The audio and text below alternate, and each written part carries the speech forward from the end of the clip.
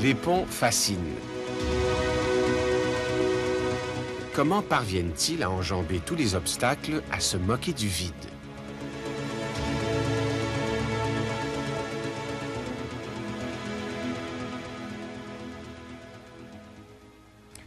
Les ponts ne datent pas d'hier.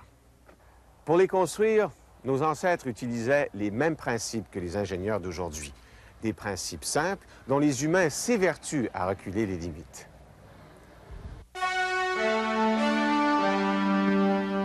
Il y a trois grands types de ponts. Les ponts en arc, les ponts suspendus et les ponts à poutres. Aujourd'hui, nous verrons les ponts à poutres. Ce sont les plus nombreux. Les voies élevées, les échangeurs, les viaducs sont tous des ponts à poutres. Le principe, une poutre que l'on couche sur deux piliers. Rien de sorcier. La distance entre les piliers, ce qu'on appelle la portée, dépend du poids de la poutre et de sa rigidité. D'où une course pour trouver des matériaux de plus en plus rigides et de plus en plus légers. Le pont Victoria à Montréal, construit en 1860, la distance entre deux piliers jusqu'à 100 mètres. On a réussi l'exploit grâce à un nouveau matériau, l'acier. Il allait révolutionner la conception des ponts, jusqu'ici réservés au bois et à la pierre. 60 ans plus tard, un autre pont à poutres allait marquer l'histoire des ponts, c'est le pont de Québec. À l'époque, en 1917, c'est le pont qui possède la plus grande portée au monde.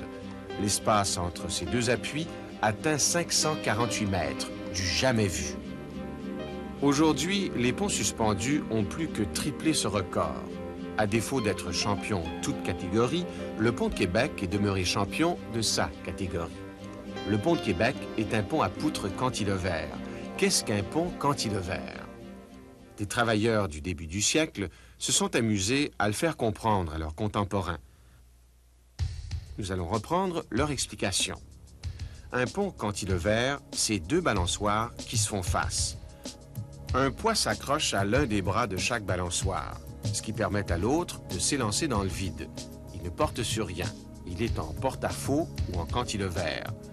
Entre les deux bras, un espace libre que l'on comble par une poutre. Résultat, un grand espace libre sans aucun pilier, ce qui permet au bateau de passer.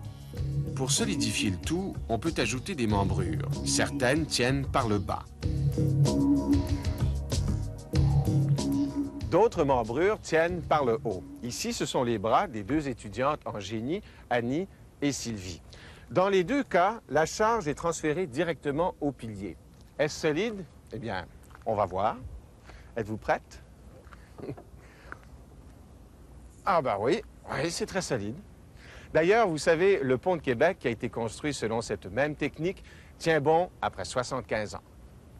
Depuis, les ingénieurs ont délaissé les ponts cantilever à ossature métallique complexe. Ils sont trop coûteux à construire et à entretenir. Maintenant, les ponts à poutres sautent moins loin et utilisent des structures plus simples. On peut les construire soit en acier, soit en béton. On donne de la résistance aux poutres de béton en y ajoutant des barres d'acier ou des câbles tendus.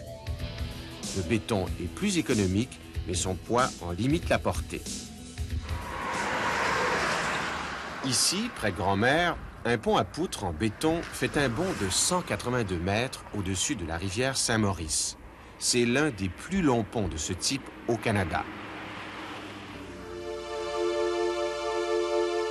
En plus des ponts à poutres, les ingénieurs peuvent construire des ponts en arc et des ponts suspendus.